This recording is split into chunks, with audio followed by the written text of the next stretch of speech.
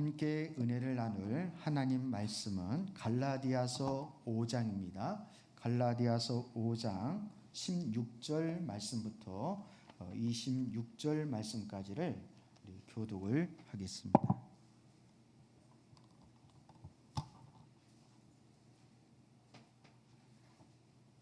갈라디아서 5장 16절 말씀부터 26절 말씀, 제가 먼저 16절을 선독을 하겠습니다. 내가 또 말합니다. 여러분은 성령께서 인도하여 주시는 대로 살아가십시오. 그러면 육체의 욕망을 채우려 하지 않을 것입니다.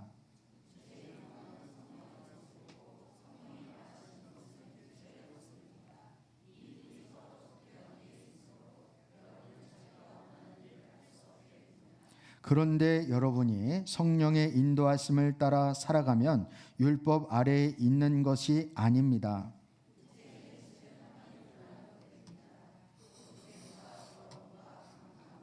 우상 숭배와 마술과 원수매짐과 다툼과 시기와 분냄과 분쟁과 분열과 파당과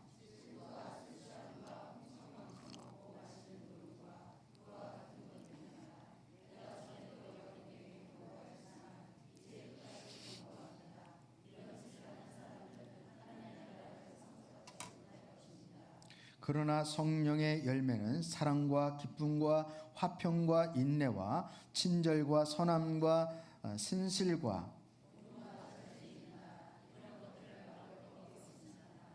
그리스도 예수께 속한 사람은 정욕과 욕망과 함께 자기의 육체를 십자가에 못 박았습니다.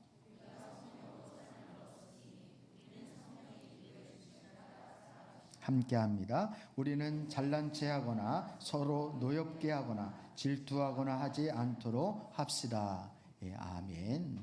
아멘. 예. 오늘이 말복입니다. 말복. 벌써 삼복더위라 우리 어르신들 그렇게 말씀하시죠. 삼복더위가 이제 다음 주 금요일이면 처서가 되어지면 아침 저녁으로 이제 선선한 날이 오게 될 것입니다. 우리 그 중고등부 친구들이 저를 볼 때마다 이렇게 목사님 다시 몽골 가고 싶어요 그러더라고요. 그래서 내가 9월 달에 가니까 같이 따라오라고 그렇게 얘기를 했는데, 몽골 가고 싶은 이유가 다른 게 아니라 날씨 때문에 그렇습니다. 거기는 밤에는 좀 선선하고요. 그리고 낮에도 더워도 이렇게 지금 우리처럼 습도가 많지 않기 때문에 아주 이렇게 가을 날씨처럼 그렇게 좀 상쾌하다 그럴까요? 그렇습니다. 근데 우리 아이들이 이제 그 기후가 좀 다시 생각이 나는 것 같아요. 저는 이렇게 참 올 여름 특별히 또 많이 더운데, 또 우리의 삶 가운데에도 이 뜨거운 더위처럼 우리에게 그 시련과 시험이 닥친다 할지라도 하나님의 때가 되어지면 다 또 사라지고 또 없어지게 되어질 줄 믿습니다. 그래서 주님의 그 은혜의 때를 다시 한번 소망하면서 하나님께 더 집중하시고 또 하나님 앞에 은혜를 구하는 우리 사랑교회 모든 지체들 되었으면 좋겠습니다. 그래서 특별 기도회를 갖는 이유가 우리 힘들수록 어려울수록 하나님 품으로 더 파고들어 주님의 위로와 생명을 얻기 위함입니다. 그래서 주님이 또 이 과정을 통해서 특별히 또 하실 일이 있으시라고 믿습니다. 우리 믿음 가지시고 주님 앞에 집중할 수 있는 우리 모두가 되었으면 좋겠습니다. 우리 8월은 제자 양육의 8강, 즉 성령 충만한 삶에 대해서 우리 계속 살펴보고 있습니다. 우리 지난주에 말세 때 어려운 시대가 올 것이다. 사도 바울이 그렇게 권면하면서 그것은 죄악이 급속도로 확산되어지고 또 모든 사람들에게 하나님의 영이 또 부어지게 될 것이다 라는 부분을 우리 살펴보았습니다. 하나님이 모든 사람에게 하나님의 영, 즉 성령을 부어주시는데 그 성령을 두 가지 비유를 통해서 말씀을 드렸습니다. 하나는 예수님을 영접함으로 샘물과 같은 성령의 생명을 이제 말씀하고 있고요. 또 하나는 자신뿐만 아니라 가족들을 살리고 사회와 민족을 살릴 수 있는 강물 같은 생명수 강과 같은 성령 충만한 역사에 대해서도 살펴보았습니다. 그래서 사람으로는 할 수 없는 것들이 이 성령의 역사로 말미암아 하나님의 일들을 이루어 가시고, 하나님은 칭의뿐만 아니라 우리의 성화의 과정도 우리가 해야 할 일이라고 말씀하지 않고 하나님의 일이라고 말씀하시면서 그 하나님의 일은 성령께서 그 일을 도우실 것에 대해서 말씀을 우리 지난주에 살펴보았습니다. 여러분, 지난주 말씀 살펴보면서 성령 충만했으면 좋겠다, 성령에 대한 목마름과 사모함을 좀 가지셨습니까? 가지신 거로 알고 우리는 누구나 성령 충만함에 대해서 사모함을 가질 것입니다. 그래서 그 능력과 권능을 받고 생명력 있는 승리의 삶을 누구나 꿈꾸고 또 그렇게 신앙생활을 하고 싶어 할 것입니다. 그런데 성령 충만함이 원한다고 얻어질 수 있는 것이 아니라는 것입니다. 왜냐하면 이 성령 충만함의 주체는 우리 사람에게 있는 것이 아니라 충만케 하시는 하나님에게 있기 때문에 그렇습니다. 사도행전 8장인가요? 거기에 보면 예루살렘 교회에 큰 핍박이 일어나서 예루살렘 사도들뿐만이 아니라 예루살렘 교회 성도들이 사방으로 흩어지게 되었습니다. 그때에 이제 빌립이 사마리아 지역에 가서 복음을 전하게 되었는데, 사마리아 사람들이 하나님의 말씀을 받아들인다는 소식을 예루살렘 교회가 들은 거예요. 그게 뭐 어쩌다고 이렇게 생각할 수 있을지 모르겠지만, 그 당시만 해도 유대인들은 이방인에게 복음이 증거된다는 것은 상상을 하지 못했다는 거죠. 근데 사마리아 지역이 이방인이었는데 이방인 지역 사람들이 말씀을, 복음을 받아들인다는 거예요. 그래서 예루살렘 교회에서 베드로와 요한이 사마리아에 가게 되었습니다. 그래서 사마리아 사람들에게 손을 얹으니까 사람들마다 성령을 받는 것을 이제 보게 됩니다. 이때 시몬이라고 하는 사람이 이제 베드로와 요한이 사마리아 사람에게 손을 얹으니까 성령 충만함을 받는 것을 보고 시몬도 돈을 가지고 와서 사도들에게 주면서 그렇게 이야기를 합니다. 내가 손을 얹은 사람마다 성령을 받도록 내게도 그런 권능을 주십시오. 이렇게 요청을 하는 거예요. 그때 베드로가 이 시몬에게 말하기를, 그대가 하나님의 선물을 돈으로 사려고 생각하였으니 그대는 돈과 함께 망할 것이요, 이렇게 책망을 받습니다. 여러분, 성령 충만해서 정말 권능을 받고 능력을 받는 것을 보면 누구나 다 성령 충만하기를 원한단 말이죠. 여러분도 성령 충만하기를 원하시겠지만 특히 목회를 하는 목회자에게 있어서는 이 성령 충만함이 누구보다도 더 절실합니다. 손을 얹으면 어떤 병이라도 치료가 되어지고 죽은 자도 살리는 그런 역사가 일어난다면 얼마나 좋겠습니까? 그래서 능력 있는 목회를 하고 싶은데 그게 생각처럼 잘 안 되어지는 거예요. 안 되어지는 거예요. 목사님, 우리의 아이가 아파요. 빨리 신방 좀 해주세요. 그럼 알았다고 가서 이제 신방을 하고 기도를 주님 믿습니다. 뭐 침을 튀기면서 이렇게 기도를 아주 세게 해주고 옵니다.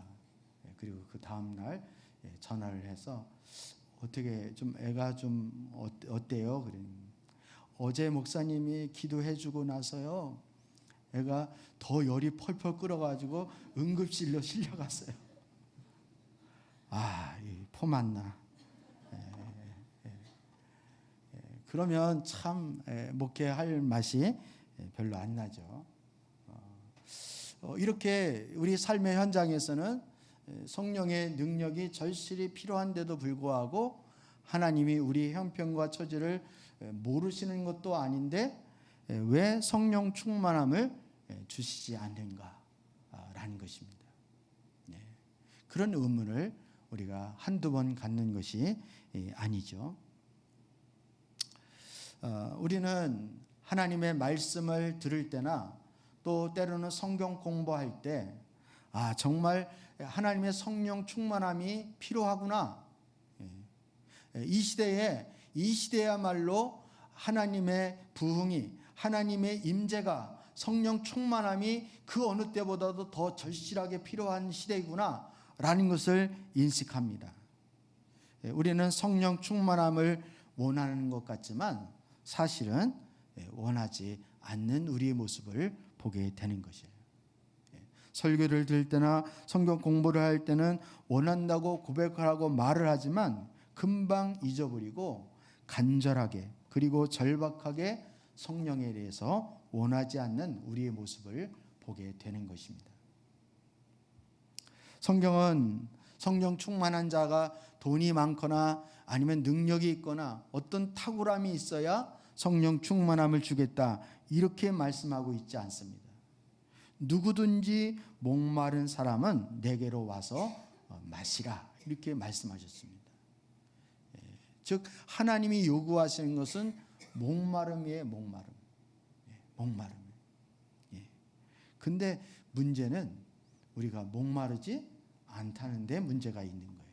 목마르지 않다는 거예요. 어쩌면 너무나도 단순하고 아주 간단한 진리인데도 불구하고 이게 잘 안 되어지는 거예요. 제가 어느 이렇게 광고를 보니까 자동차 광고 같은데 속도도 잘 나가고 아니면 안정성도 있고. 근데 그게 제일 어려운 거야. 이렇게 이제 광고 멘트가 그렇더라고요. 우리 아이들에게 이렇게 그 공부하라고 막 하면은 이제 공부가 잘 안 된다고. 그러면 일단 엉덩이를 의자에 붙여야 되지 않냐고. 그러면 그래서 한번 해보라고. 근데 엉덩이 이 자리에 붙이는 그게 제일 어려운 거예요. 우리가 성령 충만함에 대해서 많이 듣죠. 근데 성령 충만함은 다른 게 있는 게 아니라 갈급함과 사모함으로 하나님 구하면 된다고. 단순하잖아요. 근데 그게 제일 어려워요. 제일 갈급하지 않는다는데 그게 문제이고 갈급하지 않으니까 하나님 앞에 구하지도 않게 되어지는 그런 우리의 모습을 발견하게 되는 것입니다.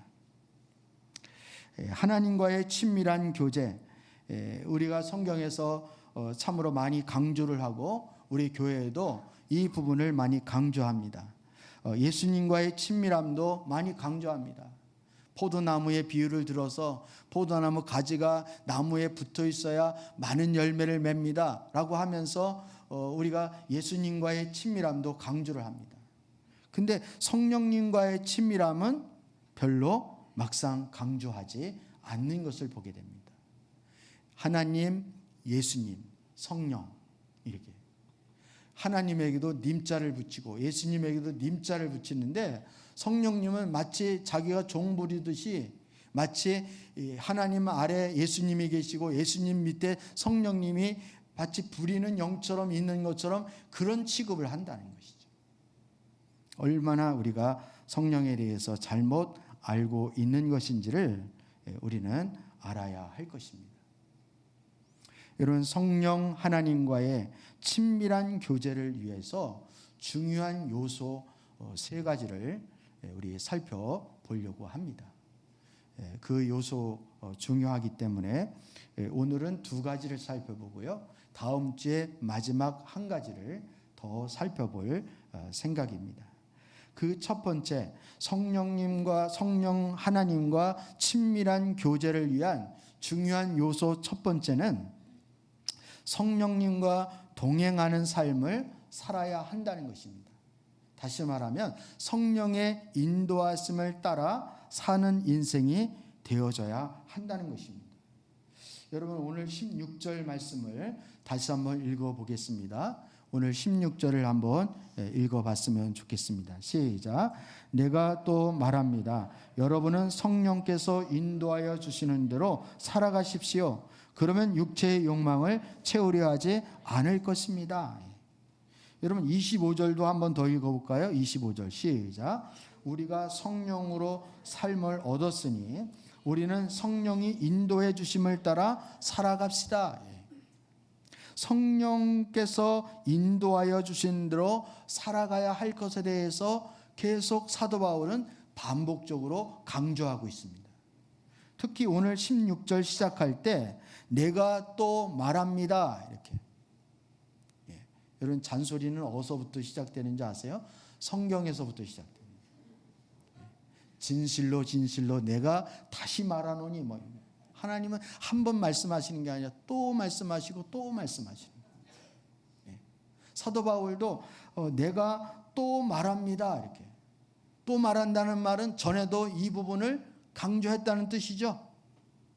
또 말한다는 놓고 또 25절에서 또 얘기하는 거예요. 여러분, 그래서 저도 설교를 반복해서 합니다. 하나님의 말씀을 따라가려고.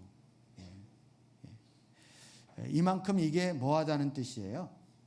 중요하다는 뜻입니다. 중요하다는 뜻이에요. 우리의 모든 신앙은 전적으로 성령께서 이루시는 신앙이다. 이렇게 말할 수 있습니다. 반복적으로 말씀드리지만 우리가 물과 성령으로 뭐하지 않으면 거듭나지 않으면 거듭나는 것도 성령의 도움이 필요하고요. 그리고 우리 지난달에 살펴본 것처럼 예배할 때도 영과 진리로 예배하는 자를 하나님이 찾으신다라고 할 때 그 영은 성령을 의미하고 있는 것입니다. 뿐만 아니라 전도할 때도 누구의 도움이 필요합니까? 성령의 도움.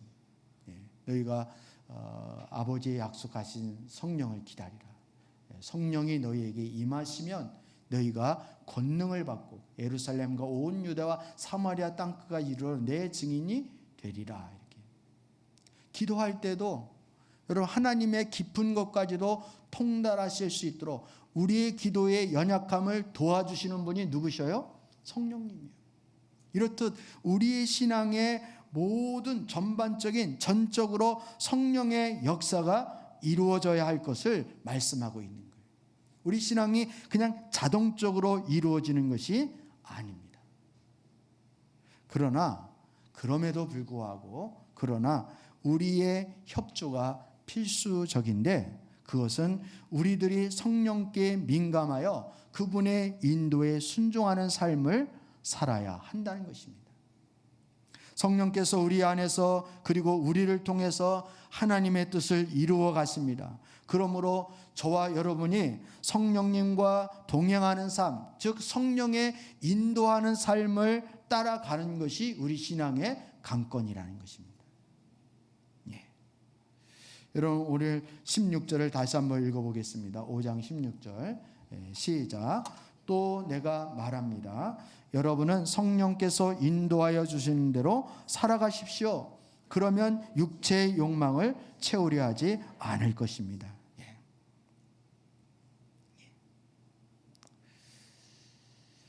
우리는 성령의 인도하심을 따라 살아야 한다는 거예요. 그래야 육체의 욕망을 채우지 않기 때문이라는 것입니다. 성령으로 살아가기도 하고 육체의 욕망을 채우기도 하는 이 두 가지를 병행할 수가 없다는 사실을 성경은 명백하게 해주고 있습니다. 육신의 삶을 사는 것에는 소망이 없습니다. 우리는 육신의 몸을 입고 있기 때문에 어쩌면 육신의 삶을 사는 것이 어려운 것이 아니라 육신의 삶을 사는 것은 자연스럽고 우리에게 너무나도 익숙한 삶이라고 말씀을 드릴 수 있습니다. 그래서 이것은 누가 시키지 않아도 그냥 알아서 잘 챙겨요. 육신의 삶은. 그런데 그 육신의 삶에는 소망이 없습니다. 왜? 육신의 삶의 열매, 그 결과는 사망이고 멸망이고 죽음이기 때문에 그렇습니다. 거기에는 생명이 없다고 성경은 분명히 말씀하고 있습니다. 그런데 이 육신의 삶을 이기기 위해서 우리가 육신의 삶을 이길 수 있는 그 비결은 다른 데 있는 것이 아니라 성령께서 인도하여 주시는 삶을 살 때에 육신의 소욕을 이길 수 있는 힘이 여기에서 생긴다는 것입니다. 예. 여러분은 어떤 삶을 사시는 것 같아요? 성령의 인도하심을 따라 사는 것 같습니까? 육신의 소욕을 따라 사는 삶 같습니까? 저는 가만히 보면 그런 것 같아요. 우리가 필요할 때는 성령의 인도를 받으려고 그래요. 예배 드릴 때나 기도할 때나 또 특별히 문제가 생겼을 때는 성령님 도와주세요. 막 난리를 칩니다. 근데 막상 그 문제가 해결이 되어지거나 우리가 예배가 끝나게 되어지면 그때부터 성령님을 가만히 계시라고, 좀 조용히 좀 하시라고, 좀 집에 가 계시라고, 교회에 그냥 콱 계시기만 하시라고, 좀 그만 얘기하라고 막 이렇게 말하는 것 같아요. 그런 것 같지 않습니까? 근데 오늘 본문에서 성령님과 동행하는 삶을 산다는 말의 의미, 즉 성령의 인도를 따라 산다는 말의 의미는 우리가 예배뿐만이 아니라 우리가 직장 생활을 할 때나 아니면 길을 갈 때나 아니면 심지어 화장실에 가는 그 일을 보는 그 순간까지도 우리는 성령의 인도를 받아야 한다.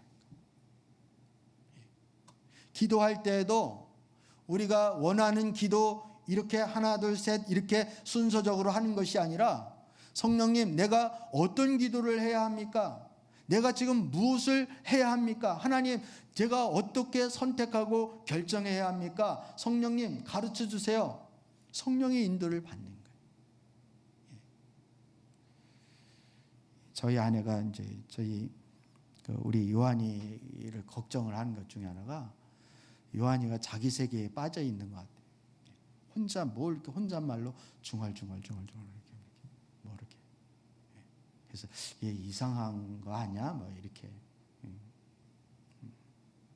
근데 여러분, 저는 요즘 이상한 사람들이 많이 있더라고요. 길을 가다 보면 이렇게 아무 사람이 없는데 혼자만 말을 막 해요. 그러면 이렇게 그 이어폰인가요? 이게 귀에 꽂는 거, 이거를 통화를 막 하니까 마치 옆에서 이렇게 볼 때는 저 사람 뭐 미쳤나? 혼자 막 이렇게 중얼중얼 막 이렇게 하고 뭐 이야기를 하네, 막 이렇게. 마치 그것처럼 저와 여러분은 성령의 이어폰을 딱 꽂아야 되는 거예요. 그리고 성령님께 뭐 해야 돼요? 이렇게 성령님과 친밀하게, 마치 친한 친구와 같이 이렇게. 여러분, 친한 친구와 같이 동행을 하는데 전혀 이야기를 안 하고 대화를 안 한다, 있는 인정을 안 하고 옆에 있는 거 취급을 안 한다, 그러면 그 친한 거예요, 안 친한 거예요? 안 친한 거죠. 그리고 계속 친할 수가 없겠죠. 성령님도 마찬가지예요. 동행한다, 성령님의 인도를 받는다는 말의 의미는 바로 그런 것입니다. 그래서 어떤 책에 보면 그 목사님은 일어나자마자 성령님께 인사를 한다는 거예요. 성령님 안녕하세요, 이렇게. 굿모닝 성령, 이렇게. 그래서 책 제목이 안녕하십니까 성령님입니다. 그렇게 인사를. 남들이 보면 참 이상하다, 이렇게 이상하다 이렇게 생각을 하겠지만 성령과 동행하고 성령의 인도를 받는 삶이라는 게 마치 이런 것과 마찬가지예요.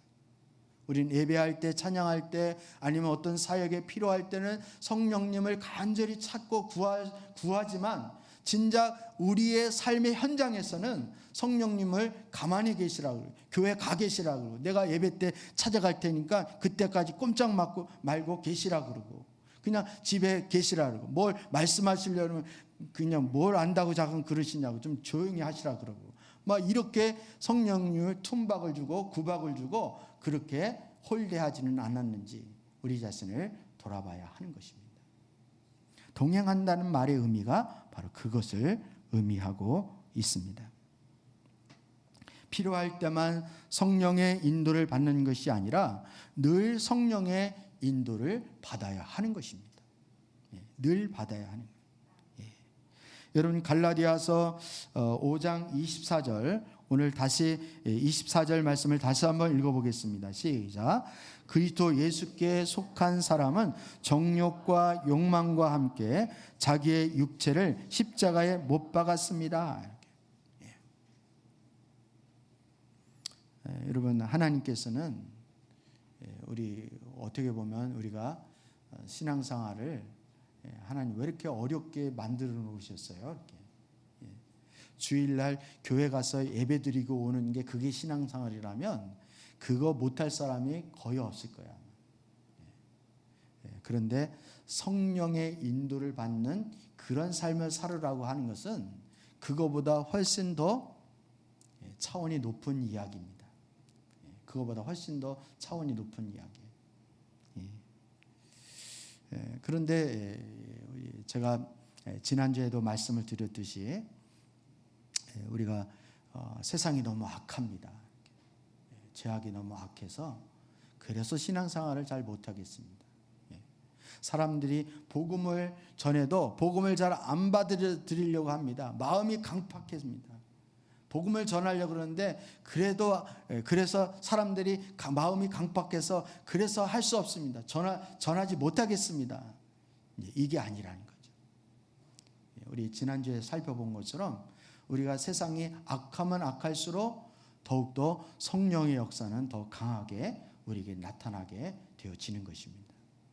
저와 여러분이 살고 있는 이 시대의 삶은 육신에 속한 삶이 그 어느 때보다도 더 급속도로 확산이 되어지는 강성한 그런 시대에 우리가 살고 있습니다. 따라서 우리가 할 수 없거나 어쩔 수 없어서 육신의 삶을 사는 이유가 되어지는 것이 아니라 그럼에도 불구하고 우리는 더욱더 성령의 인도를 받는 삶을 살아야 마땅하다는 것입니다. 왜 그런가 하면 오늘 5장 24절에 말씀하는 것처럼 우리의 육신의 정욕은 십자가에서 근본적으로 해결이 되었기 때문이라는 것입니다. 거듭난 성도의 삶은 성경에서 말하기를 거듭난 성도의 삶은 성령의 인도함을 받는, 즉 성령님과 동행하는 삶을 산다는 거예요.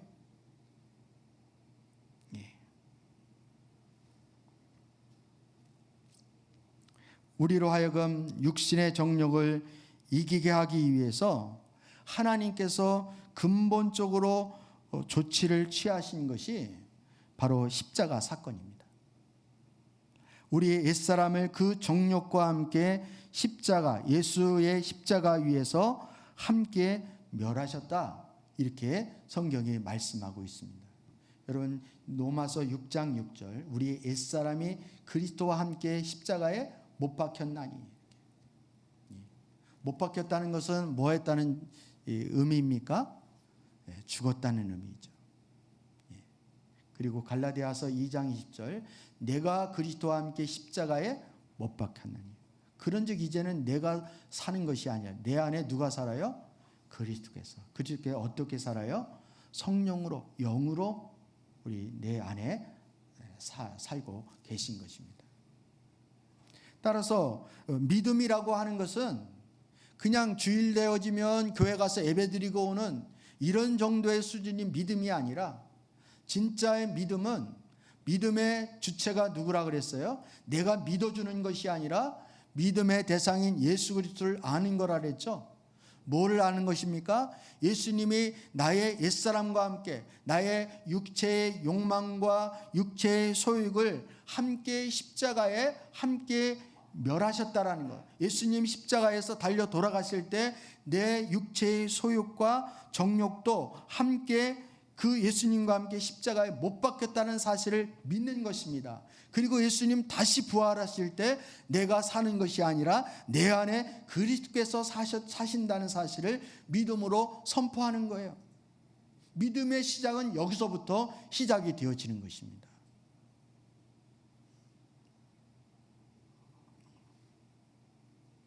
그러므로 이제 우리가 할 일은 예수님의 십자가 공로를 믿음으로 의지하여 서는 것이고, 그리고 이제부터는 내 육체의 소욕을 따라 사는 자가 아니라 성령을 쫓아 행하는 그런 삶이 병행이 되어져야 할 것을 성경은 말씀하고 있는 것입니다. 우리 그 중고등부 친구들이 절 만나면 몽골 가고 싶다고 이렇게 얘기하면서 또 아이들이 하는 말 중에 하나가 그 아이들도 잘 알더라고요. 거기 왜 좋냐 그랬더니 핸드폰이 없어서 좋대요. 저는 깜짝 놀랐어요. 아이들이 핸드폰을 좋아하는 줄 알았더니 진짜 핸드폰을 좋아하는 게 아니라 정말 핸드폰에서 자유함을 얻는 것을 좋아한다라는 사실을 제가 발견을 했습니다. 핸드폰이 없으니까 아이들이 서로 뭐 만나면 게임도 하고 서로 이야기도 나누고 뭐 웃기도 하고 대화도 하고 막 이렇게. 근데 여러분 주일 예배 끝나고 보십시오. 우리 청년들하고 우리 학생들 뒤에 이렇게 보면은 다 좀비들이 된 거예요. 핸드폰을 다 각자 다 핸드폰 뒤다보고 문자를 보내고 그냥 막 이거 보느라고 정신이 없는 거예요. 정신이 없는 거예요. 여러분 우리가 육신의 몸을 입고 있지만 어쩌면 육신의 소욕을 따라 사는 것이 우리를 행복하게 하고 즐겁게 해주고 만족시켜 주는 것 같지만 사실은 그렇지 않은 거예요. 여러분 우리가 전도하다 보면 믿지 않는 분들이 보통 그런 얘기 많이 하죠. 이렇게 교회 다니냐고 예수 믿느냐고 그러면은 자기는 교회 안 다닌다고. 왜 안 다니냐? 그 교회 다니면 술 담배도 못 하고 그 매일 주일마다 그 일요일마다 교회 가서 예배 드려야 되지 않냐고. 여러분은 어떤 것 같아요? 그 말에 동의를 하십니까? 여러분은 술 담배 안 하니까 사는 재미가 없습니까? 그런 것 같은데. 술 담배 안 한다고 사는 재미가 없습니까? 그거는 모르는 사람들이 하는 말이에요. 술 담배보다 성령님과 동행하고 영적으로 사는 것은 그거와 비교할 바가 아닌 거예요. 지금은 우리가 그 정도의 수준은 우리가 이해할 수 있잖아요. 예수님을 전혀 몰랐을 때, 교회를 안 다녔을 때는 술 담배가 주는 그 기쁨, 술 담배로 인해서 만족하는 그 기쁨이 즐거웠지만 이제는 하나님을 알고 성령이 내 안에 계시고 그 내 안에서 역사하시는 그 생명을 품고 있는 자에게는 술 담배가 전혀 문제가 되어지지 않는 것처럼 우리 육신의 소욕을 우리는 잃어버리면 우리는 낙이 없을 것 같고 무슨 재미로 살까 이렇게 생각할 수 있을지 모르겠지만 성령의 인도를 받는 그 생명력이 있는 삶을 사는 것이, 그 능력이 있는 삶을 사는 것이 훨씬 더 기쁨이고 그것이 만족이라는 사실을 깨달을 수 있기를 주님의 이름으로 축복합니다. 그래서 성령님을 마치 시어머니 취급을 하지 마시고 여러분 갓 만난 애인 취급을 할 수 있기를 축복합니다. 시어머니 취급을 하면 다 잔소리 같고 그냥 떨어져 있으면 좋을 것 같고 이렇게 하지만 여러분 애인같이 생각이 되어지면 보고 있어도 또 보고 싶고 만나고 싶은 것처럼 그렇게 성령님과 동행하고 성령의 인도를 받는 저와 여러분의 삶이 되어질 수 있기를 주의 이름으로 축복합니다. 나는 과연 성령 충만함을 원하고 있지만 진정 성령과 동행하는 삶을 원하고 있었는가? 성령님이 인도해 주시는 대로 따라가며 순종하는 삶을 내가 진짜 원하고 있었는가? 라는 거에 대해서 우리 자신을 돌아봐야 할 것입니다. 이렇게 성령의 인도를 받게 되어질 때 우리는 성령과 육신은 서로 싸우는 관계이기 때문에 성령을 쫓아 행하면 육신을 이길 수 있다고 성경은 분명히 말씀하고 있습니다. 여러분 16절 말씀을 17절 말씀을 다시 한번 읽어 보시겠습니다. 오늘 본문 말씀 17절입니다. 시작. 육체의 욕망은 성령을 거스리고 성령이 바라시는 것은 육체를 거스릅니다. 이 둘이 서로 적대 관계에 있으므로 여러분은 자기가 원하는 일을 할 수 없게 됩니다. 여러분 육신의 일을 하니까 우리가 술 담배 먹고 아니면 이렇게 여기 문신 새기고 도박하고 이런 것만 연상이 될 수 있을지 모르겠는데 이 육신의 생각은 그런 것이 아니에요. 그런 것만 있는 게 아니에요. 여러분 19절 20절 말씀해 보면 육체의 행실은 환히 드러난 것들입니다. 이렇게.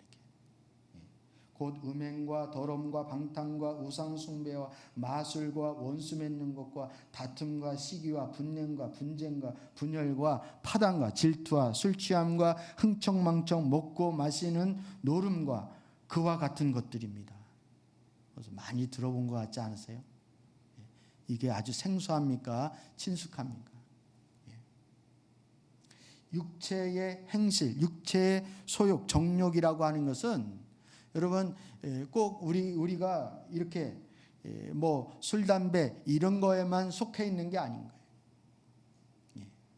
사랑이 없는 거, 시기, 질투, 짜증내는 거 이런 거 다 육체의 소욕에 속한 거라고 말할 수 있는 거예요. 이런 것들이 우리가 더 강성해지면 뭐가 더 점점 약해져요? 성령의 인도하심이 약해지는 거예요. 소멸되어지는 거예요. 반대로 우리가 육신의 소욕들을 십자가에 못 박고 성령 충만한 삶, 성령의 인도하는 삶이 강성해지면 이 육체의 소욕을 이길 수 있다는 거예요. 이것을 세상 탓으로 돌리면 안 되어지는 거예요.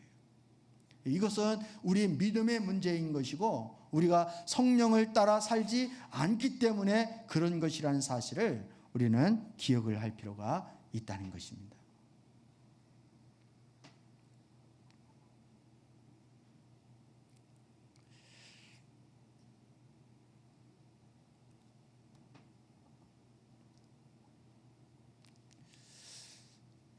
여러분 우리는 두 가지 시스템이 우리 삶 속에서 작동을 합니다.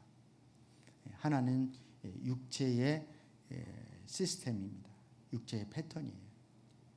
이게 주기적으로 우리를 영향력을 줍니다.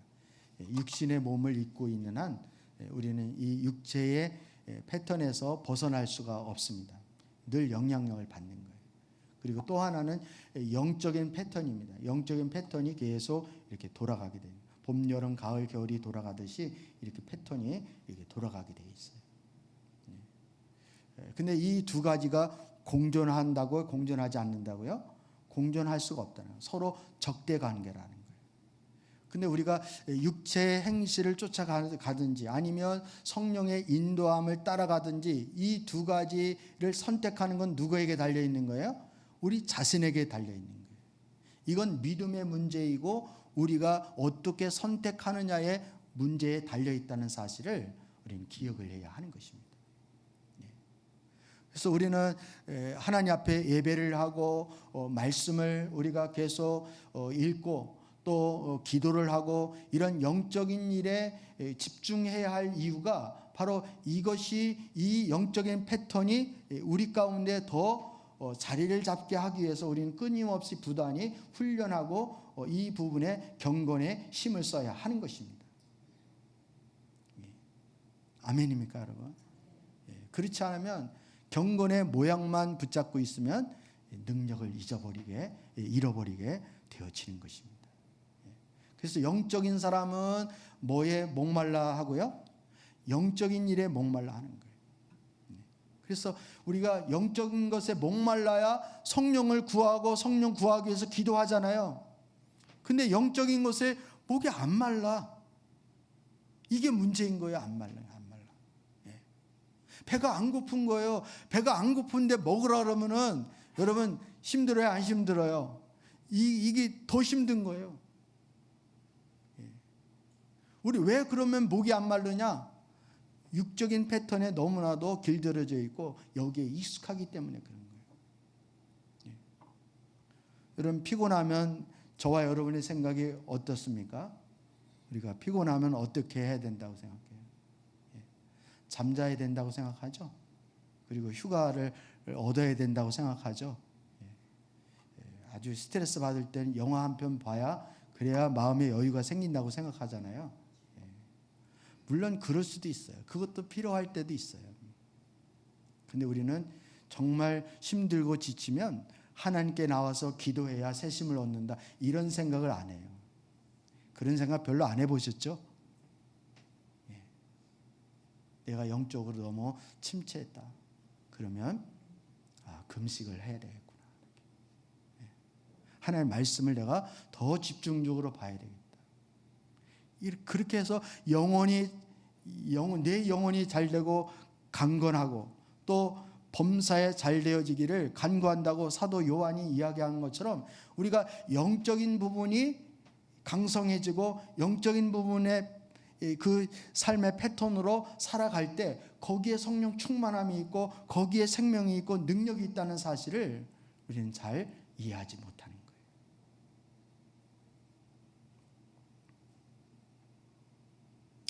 거예요. 여러분 이렇게 말씀을 드려보니까 좀 어떻게 동의가 되시나요? 여러분 지금까지의 우리의 삶이 어떻습니까?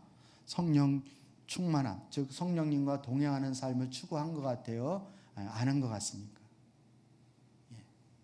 별로 안 한 것 같죠. 말로는 성령님이 성령 충만함을 원한다고 하지만 실제 살아가는 데 있어서는 성경의 원리대로 우리가 성령님의 인도를 따라 살기를 어쩌면 진심으로 원하지 않는 우리의 모습을 보게 되는 것입니다. 두 번째는 하나님의 말씀이 우리 속에 거하는 삶을 살아야 하는 것입니다. 성령 하나님과 동행하는 삶을 살기 위해서, 즉 친밀한 관계를 갖기 위해서 두 번째 요소는 하나님의 말씀이 우리 속에 거하는 삶을 사는 것입니다. 성령님과 친밀한 교제와 하나님의 말씀이 우리 속에 거하는 삶은 아주 밀접한 관계가 있다는 사실을 우리는 알아야 합니다. 이제 제가 성경 두 구절을 보여드릴 터인데 이제 에베소 말씀과 골로새서 말씀입니다. 이 말씀이 어떤 차이가 있는지 아니면 어떤 공통점이 있는지를 여러분이 한번 잘 보십시오.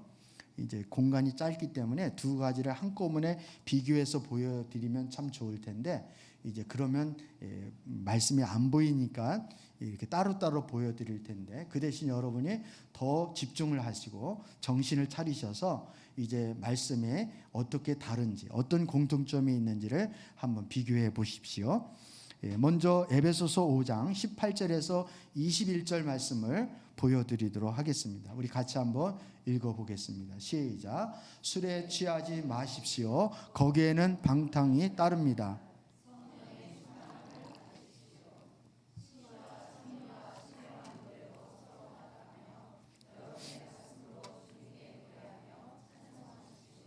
모든 일에 언제나 우리 주 예수 그리스도의 이름으로 하나님 아버지께 감사를 드리십시오. 여러분은 그리스도를 두려워하는 마음으로 서로 순종하십시오. 골로새서 말씀 또 보겠습니다. 시작. 그리스도의 말씀이 여러분 가운데 풍성히 살아있게 하십시오. 온갖 지혜로 서로 가르치고 권고하십시오. 감사한 마음으로 시와 찬미와 신령한 노래로 여러분의 하나님께 마음을 다하여 찬양하십시오. 그리고 무엇을 하든지 모든 것을 주 예수의 이름으로 하고 그분에게 힘을 얻어서 하나님 아버지께 감사를 드리십시오. 아내된 이 여러분 남편에게 순종하십시오. 이것이 주님 안에 합당한 일입니다. 우리 지금 에베소서 5장 18절에서 21절 그리고 골로새서 3장 16절에서 18절 말씀을 읽었습니다. 이 두 구절에 나오는 열매들은 정확히 같은 열매입니다. 열매가 같습니다. 근데 에베소서 5장은 우리가 성령 충만함을 입을 때 나타나는 열매들을 말씀하는 것이고요. 골로새서 3장의 열매들은 우리가 말씀이 우리 속에 충만히 거할 때 충만한 열매들을 말씀하고 있는 것입니다. 열매가 같으면 그 원인, 그 나무도 같다는 것이죠. 지금 이해가 되시나요? 에베소서 말씀은 뭐 할 때 나타나는 열매라고 그랬어요? 성령 충만할 때 나타나는 열매이고 골로새서 3장에 나타나는 이 열매는 뭐 할 때 나타나는 열매라고요? 말씀이 우리 속에 충만히 거할 때 나타나는 열매라고 그랬습니다. 근데 열매가 같은 거예요. 그러니까 말씀이 우리 속에 거하는 것이나 성령 충만함이 있는 것이나 이거는 별개의 문제가 아니라 같은 거라는 거죠. 같은 거라는 거예요.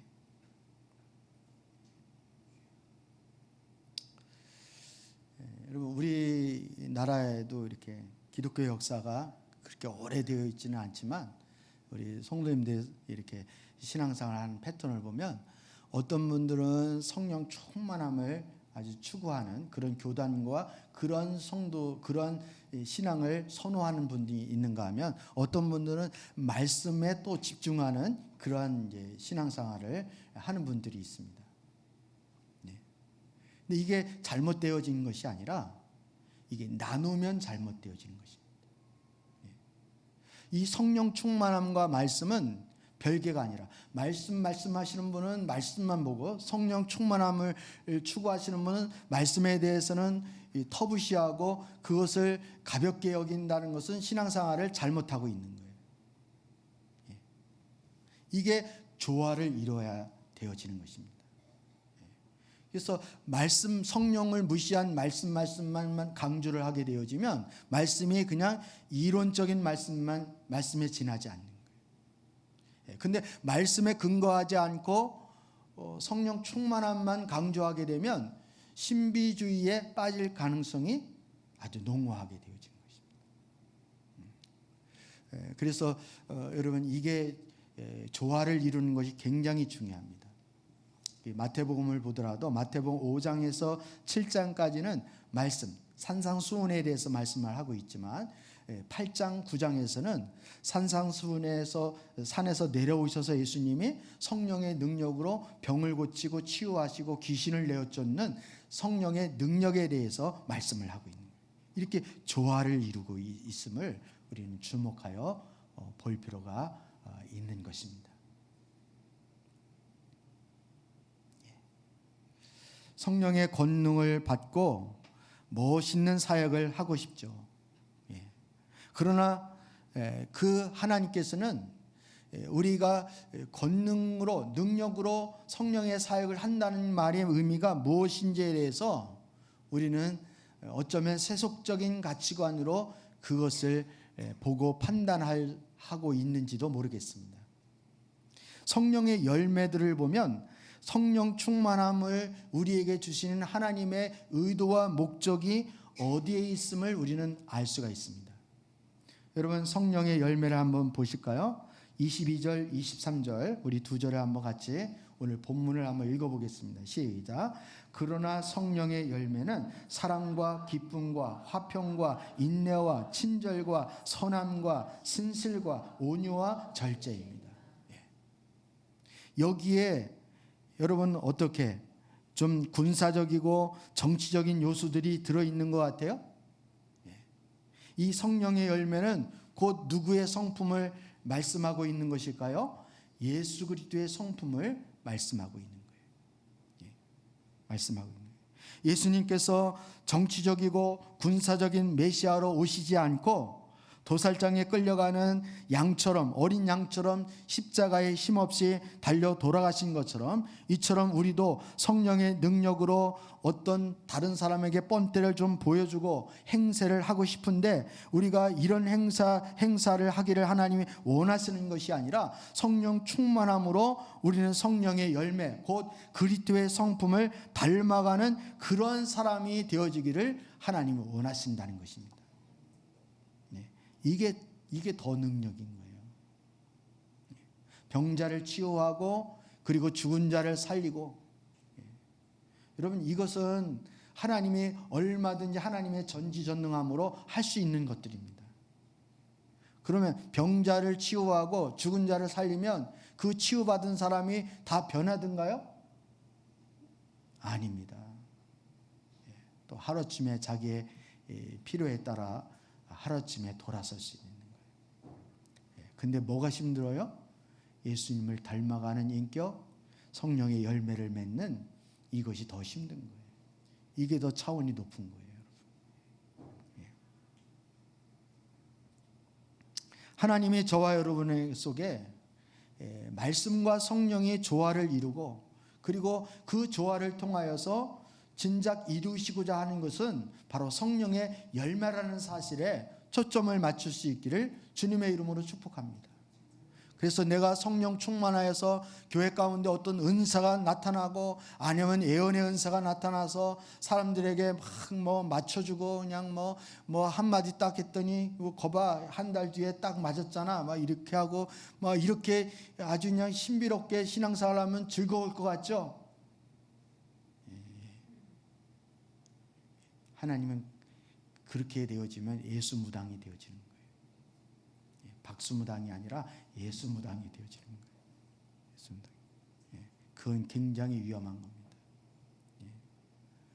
우리는 그렇게 목회하고 싶죠. 제가 오늘 누구 나오라 그래가지고 우리 정경환 집사님 기도해 주겠습니다.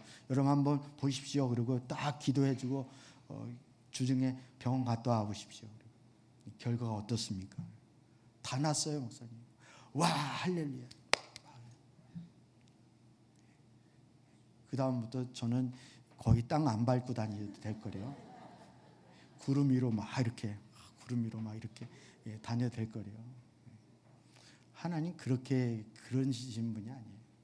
예수님이 그럴 것 같으면 뭐하러 사람의 모습으로 오셔가지고 그 수치와 십자가를 다 지셨겠습니까?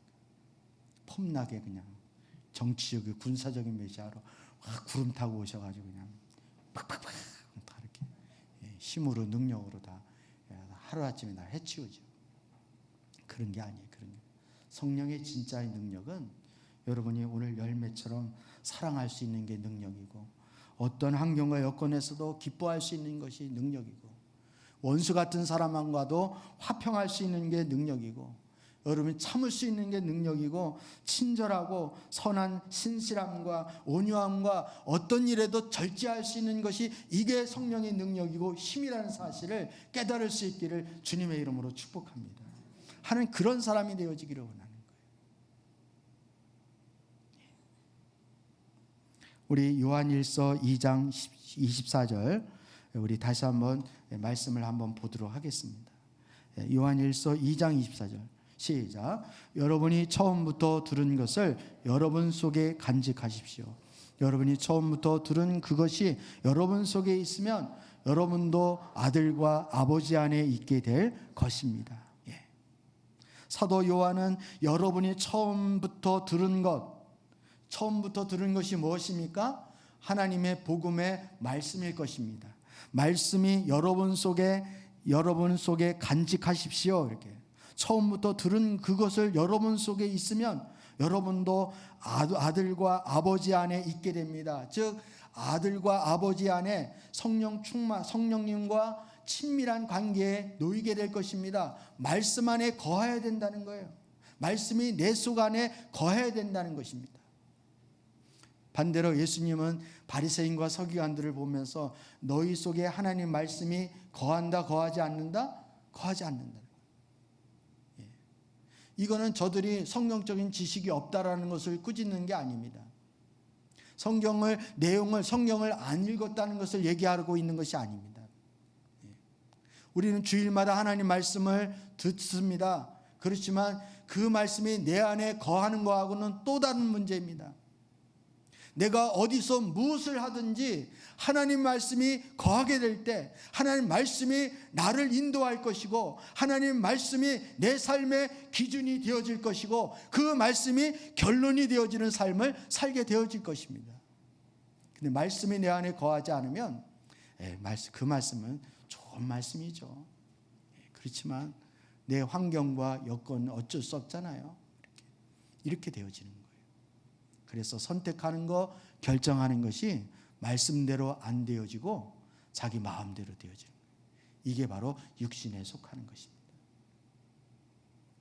같이 가는 것입니다. 사도 요한은 우리가 처음부터 들은 하나님의 말씀이 우리 안에 충만히 거하게 될 때 우리가 하나님과의 친밀한 가운데 거하게 될 것이라고 말씀하고 있습니다.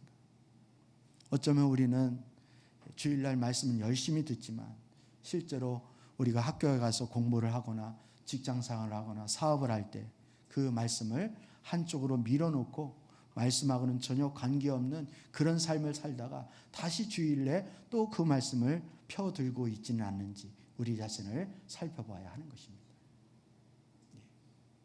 여러분, 성령 충만함의 중요한 요소 두 가지를 우리 살펴봤는데, 하나는 성령의 뭐를 받는 거예요? 인도를 받는 것입니다. 동행하는 삶. 즉 이스라엘 백성들이 광야에서 낮에는 구름 기둥, 밤에는 불 기둥의 인도를 받는 것처럼 저와 여러분은 항상 어디서 무엇을 하든지 누구의 인도를 받는 삶을 살아야 돼요? 성령님의 인도를 받는 삶을 살아야 하는 거예요. 또 성령님과 친밀한 중요한 요소 두 번째는 뭐라고요? 우리 속에 뭐가 거하는 삶을 살아야 된다고요? 말씀이 우리 속에 거하는 삶을 살아야 하는 것입니다. 이게 지식적이고 이론적인 말씀이 아니라 어떤 분은 그렇게 말씀하죠. 말씀으로 권면하면 아이고 목사님 그것도 다 잘 알아요. 제가 뭐 수없이 많이 들었기 때문에 그거 너무나도 잘 알아요. 이렇게 말하시는 분은 바리새파, 사두개파 똑같이 그렇게 반응을 했습니다. 근데 알고 있는 게 지식으로 알고 있는 걸 말하고 있는 게 아니라 실제로 그렇게 선택하여 살고 있느냐가 이게 관건이라는 거예요. 저와 여러분 그렇게 살아야 되는 거예요.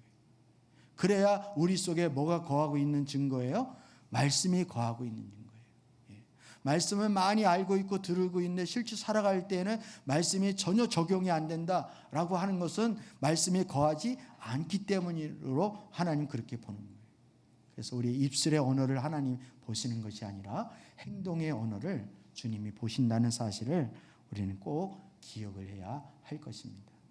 그리고 세 번째는 성령을 근심케 하지 말아야 합니다. 이거는 다음 주입니다.